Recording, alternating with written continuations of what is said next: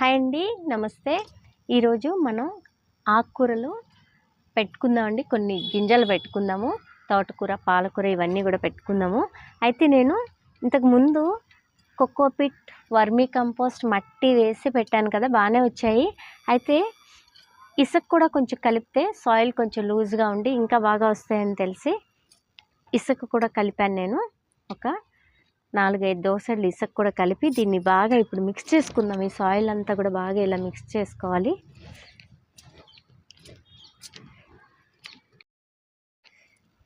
నేను ఇందులో నుంచి తోటకూర అంతా కంప్లీట్గా తీసేసిన తర్వాత దీనిలోకి నేను వర్మీ కంపోస్ట్ యాడ్ చేశాను, అలాగే ఇసుక కూడా యాడ్ చేశాను.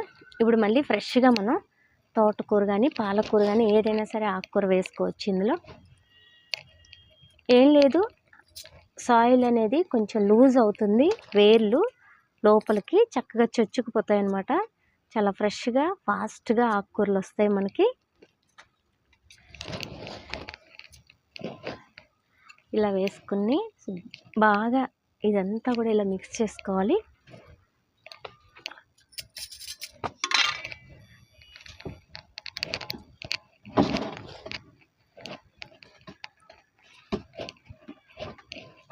ఇప్పుడు మనం ఏది పెట్టుకున్నా చక్కగా వస్తుందండి. ఈరోజు మనం ఆకుకూరలు అలాగే కొత్తిమీర ఇవన్నీ కూడా వేసుకుందాము. కొన్ని గింజలు కూడా పెట్టుకుందాం. బెండ చెట్లు బాగా పెద్ద అయిపోయాయండి. మళ్ళీ మనకి బెండపాదులు పెట్టుకుంటే రెడీగా కాపుకి వస్తాయి కదా. ఈ 3 గ్రో బ్యాగ్స్ కూడా నేను నర్సరీ మేళలో తీసుకొచ్చాను కదండి. దీనిలో తోటకూర ఉంది, అందుకని దీన్ని నేను కదపటం లేదు. ఈ తోటకూర అంతా అయిపోయిన తర్వాత దీనిలో మళ్ళీ కొంచెం వర్మీ కంపోస్ట్ వేసుకొని దీనిలో కూడా ఇసుక వేసి మళ్ళీ రెడీ చేసుకుందాం. ఇదైతే రెడీ చేసేసాను, అలాగే దీన్ని కూడా చేసేస్తాను. ఇప్పుడు ఈ రెండిట్లో వేసుకుందాము. ఒక దానిలో ధనియాలు వేద్దామండి, కొత్తిమీర వస్తుంది. ఒక దానిలో మనం పాలకూర కానీ తోటకూర కానీ వేసుకుందాం. దాన్ని కూడా నేను రెడీ చేసేస్తాను ఇలానే. ఇదిగోండి, ఇందులో కూడా నేను ఒక 4-5 దోసెల వరకు ఇసుక వేసాను. ఇందులో ఇంతకుముందు పాలకూర వచ్చిందండి, చాలా బాగా వచ్చింది. పాలకూర ఒక 8-9 సార్లు మనం హార్వెస్ట్ చేసుకున్నాము, చాలా బాగా వచ్చింది. అయితే ఇసుక వేసి కొంచెం వేద్దామని వేసాను.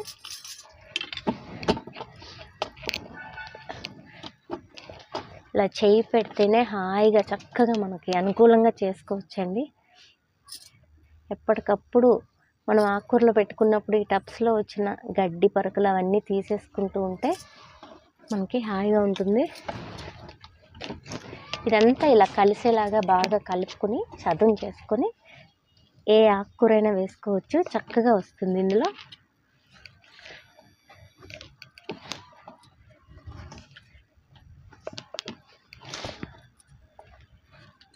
ఈ గ్రో బ్యాగ్స్లో చాలా బాగా వస్తున్నాయండి ఆకుకూరలు. టబ్స్లో కంటే కూడా గ్రో బ్యాగ్స్లో అయితే ఆకుకూరలు మాత్రం చక్కగా వస్తున్నాయి.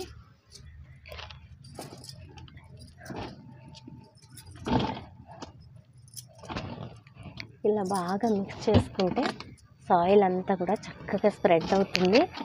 అప్పుడు మనం ఏది వేసుకున్నా కూడా మంచిగా వస్తుంది.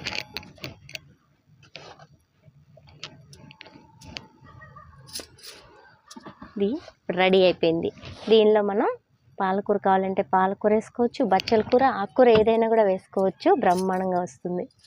నేను ముందు సాయిల్ అంతా కొంచెం తడిపానండి, వెట్గా ఉండాలని మార్నింగే తడిపి పెట్టాను. ఇప్పుడు ఈవినింగ్ ఇవన్నీ పెట్టుకోవచ్చులే అని. చూసారు కదా, ఇప్పుడు ఈ 2 గ్రో బ్యాగ్లు అయితే రెడీ అయిపోయినాయి. మనము ఒక దానిలో ధనియాలు వేసుకుందాం, ఒక దానిలో పాలకూర వేసుకుందాం. ఇదిగోండి, ధనియాలు వేసుకుందాం. ఈ టబ్లో లైట్గా ఇలా చల్లుకుందామండి. నేను ఇంతకుముందు ధనియాలు కొంచెం బద్ద అయ్యేలాగా చేసి వేసానండి. అలా వేసినా వస్తున్నాయి, ఇలా వేసినా కూడా బాగానే వస్తున్నాయి. ధనియాలు ఇలా గ్రో బ్యాగ్ అంతా కూడా ఫిల్ అయ్యేలాగా చల్లిన తర్వాత లైట్గా పైన చేతితో ఇలా అనాలండి. ఎందుకంటే ఆల్రెడీ మనం సాయిల్ తడిపుంచాం కాబట్టి కొంచెం పైన ఇలా అన్న తర్వాత సపరేట్గా ఒక 4-5 గుప్పెళ్ళ మట్టి రెడీగా పెట్టుకుని పైన చల్లాలన్నమాట. ఈ ధనియాలు కనపడకుండా చల్లితే చక్కగా జర్మినేషన్ అవుతుంది. రెగ్యులర్గా 2 పూట్ల మాత్రం వాటరింగ్ చేయాలి. ధనియాలు ఎక్కువగా నేను టబ్స్లో చల్లి కొత్తిమీర పెంచుతూ ఉంటాను. అయితే నాకు మాత్రం 9 నుంచి 11 రోజులు అలా పడుతుందండి మొలకలు రావడానికి. దీని మీద ఇప్పుడు వాటరింగ్ చేస్తాను. ఇవిగోండి పాలకూర గింజలు. ఈ గ్రో బ్యాగ్లో ఈ పాలకూర గింజలు పెడదాం. నేను ఇలా ఈ 2 వేళ్ళతో ఎన్ని వస్తే అన్నీ ఇలా పెట్టేస్తానండి. ఇలా గుచ్చేస్తాను. కొంచెం కొంచెం గ్యాప్ ఇచ్చుకుంటూ ఇలా ఈ గ్రో బ్యాగ్ అంతా పెడితే చక్కగా గ్రో బ్యాగ్ నిండా పాలకూర వస్తుందండి. ఇలా గ్యాప్ ఇవ్వడం వల్ల ఏమవుతుందంటే మనం 2 వేళ్ల మధ్యన సుమారుగా 4-5 గింజలకు మించి రావు. అందులో 3-2 జర్మినేట్ అవుతాయి అన్నమాట. అప్పుడు అది పెరుగుతున్న కొద్దీ చక్కగా వెడల్పుగా వస్తుంది. ఆ గ్యాప్స్ మధ్య విస్తరించి ఉంటుందన్నమాట. లోపలకు కూడా వేర్లు చక్కగా చొచ్చుకొని పోతాయి. అలాగే మనం ధనియాలు చల్లినట్టు చల్లకూడదండి. ఇలా కొంచెం గ్యాప్ తీసుకుని పెడుతూ ఉంటే, లేదంటే కనుక 1-2 గింజలు మీరు చిన్న పెన్నన్నా ఏదైనా తీసుకుని ఇలా చిన్న హోల్ పెడుతూ గ్యాప్స్ ఇచ్చుకుంటూ 1-2 గింజలు అలా వేసుకున్నా కూడా బాగానే వస్తాయన్నమాట. నేను స్టార్టింగ్లో అలాగే వేసేదాన్ని. ఇప్పుడు ఇలా వేళ్ళతో ఫాస్ట్గా పెట్టేస్తూ ఉన్నాను అనమాట. ఇలా పెట్టుకోవడం వలన పాలకూర చాలా బాగా వస్తుందండి. ఇలా పెట్టుకొని రెగ్యులర్గా మాత్రం వాటరింగ్ చేస్తూ ఉండాలి కంపల్సరిగా. వాటరింగ్ చేసుకుంటే సరిపోతుంది. ఇలా వాటరింగ్ చేసేసుకోవాలండి చక్కగా. 2 పూటల వాటరింగ్ చేస్తూ ఉండాలి. అప్పుడే ఆకుకూరలు చాలా బాగా వస్తాయి అన్నమాట. నేను దీనిలో మెంతికూర వేసుకుందాం అనుకుంటున్నానండి.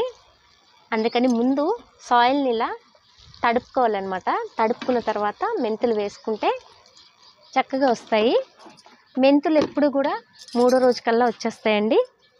మనం ఈరోజు వేసామంటే 3వ రోజు కల్లా. ఇదిగోండి మెంతులు ఎన్ని తీసుకున్నాను. ఇది చిన్న టబ్బే కదా, కానీ చక్కగా ఇట్లా ఒత్తుగా వేసుకోవాలండి. దగ్గరగా పడేలాగా వేసుకుంటే మెంతి కూర ఒత్తుగా వస్తుంది. అలాగే పడిపోదనమాట. కొంచెం పెద్ద వర్షం వచ్చినా వాటరింగ్ ఎక్కువైనా పడిపోతూ ఉంటుంది. అలా జరగదనమాట. ఇప్పుడు ఈ మెంతులు కనపడకుండా పైన మట్టి చల్లేసేయాలి. నా దగ్గర వర్మీ కంపోస్ట్, కోకోపీట్, మట్టి కలిపిన మిశ్రమం ఉంది కదా, అదే చల్లేస్తున్నాను. ఇలా చల్లిన తర్వాత రెగ్యులర్గా మార్నింగ్ ఈవినింగ్ వాటరింగ్ మాత్రం ఖచ్చితంగా చేస్తూ ఉండాలి. రెగ్యులర్గా మెంతికూర మనం ఇంట్లో ఉండేలాగా చూసుకోవాలి అనుకుంటే కనుక ఈరోజు ఇది వేసుకున్నాం కదండి, మళ్ళీ 3 డేస్ డిఫరెన్స్లో ఇంకొక టబ్బు వేసుకోండి. మరలా 3 డేస్ డిఫరెన్స్లో ఇంకొక టబ్బు వేసుకోండి. అలా కనుక మీరు 3 టబ్బులు వేసుకోగలిగితే 1 మంత్ అంటే నెలలో ప్రతిరోజు మీకు మెంతికూర అందుతుంది. అలా వేసుకుని ట్రై చేయండి ఒకసారి. నేనైతే అలాగే వేస్తాను. రెగ్యులర్గా నాకు మెంతికూర ఉంటుంది. ప్రతి కూరలో వేసుకోవచ్చండి. హెల్త్కి అయితే చాలా మంచిది కదా మెంతికూర. ఇప్పుడు మళ్ళీ ఫైనల్గా ఒక్కసారి వాటరింగ్ చేసుకుంటే సరిపోతుంది.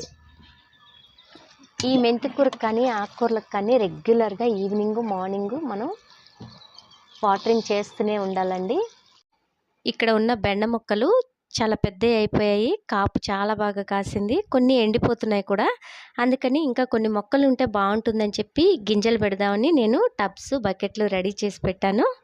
ఇదిగో ఇక్కడ మా పాప వీడింగ్ చేస్తుందండి. ఎక్కడైనా గడ్డి పరకలు అలా ఉంటే హెల్ప్ చేస్తుంది హాలిడే ఉంటే. నేను కొన్ని టబ్బులు, బకెట్లలో సాయిల్ రెడీ చేసి పెట్టుకున్నాను. బెండ మొక్కలు అవసరం అని చెప్పాను కదా, దానికోసం అని చెప్పి కొన్ని బెండ గింజలు నాటుకుందాం. ఇప్పుడు బెండ గింజలు నాటుకుందాం రండి. ఇది మీడియం సైజ్ టబ్బు. దీనిలో నేను 3-4 గింజలు పెడుతున్నాను. 2 మొక్కలైనా వస్తాయి కదా, అట్లా అని పెడుతున్నాను. ఇలా పెట్టి ఈ మట్టిని ఇలా అనేస్తే తర్వాత వాటరింగ్ చేసుకుంటే సరిపోతుంది. ఇందులో కూడా ఒక 2 గింజలు పెడుతున్నాను. ఒకటన్నా వస్తుంది కదా, ఇందులో కూడా పెడుతున్నానండి. ఇదిగోండి పొట్ల గింజలు. పొట్ల గింజలకి నేను ఈ వేస్ట్ బకెట్ ఉంటే దీని నిండా ఫిల్ చేసి పెట్టాను. ఒక 4 పెడదామండి. ఎందుకంటే పొట్ల నేను పెడుతున్నాను కానీ రావట్లేదు. 4 పెడదాము. ఒక్కటన్నా వస్తుందనే ఆశతో పెడుతున్నాను. ఇవన్నీ కూడా ఫస్ట్ ఎక్స్పీరియన్స్ కదండి. నేను స్టార్ట్ చేసి టెర్రస్ గార్డెన్ చాలా తక్కువ టైం కాబట్టి ఈ టైంలో ఒక్కొక్కటి తెలుసుకుంటూ ముందుకెళ్తూ ఉన్నాను. నేను ఒక్కసారి ఇప్పుడు వాటరింగ్ చేస్తాను. ఇదండి ఇప్పుడు మనం అన్నీ పెట్టాం కదా, వీటన్నిటికి కూడా వాటరింగ్ చేద్దాం. రెగ్యులర్గా మార్నింగ్ ఈవినింగ్ వాటర్ అనేది చేస్తూ ఉండాలి.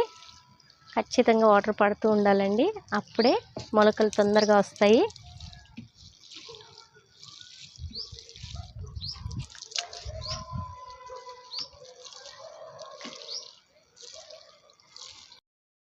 ఇవి నేతిబీర గింజలండి. నేతిబీర గింజలు కూడా పెడదాము.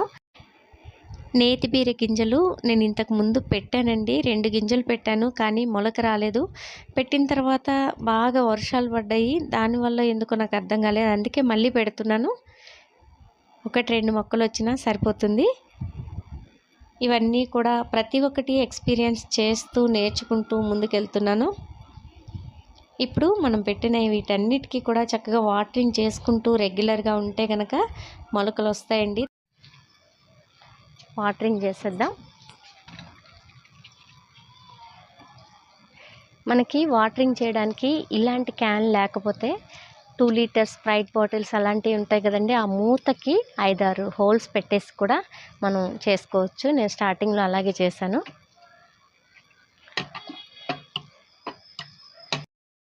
ఈరోజు మనం నార్లు పోసుకున్నాము, అలాగే బెండ గింజలు అన్నీ కూడా నాటుకున్నాం కదా. ఇవన్నీ కూడా మొలకలు వచ్చిన తర్వాత నేను మళ్ళీ వీడియో చేసి మీకు చూపిస్తాను. ఈ వీడియో కనుక మీకు నచ్చితే తప్పకుండా లైక్ చేయండి, షేర్ చేయండి, సబ్స్క్రైబ్ చేసుకోండి. Thanks for watching. నమస్తే.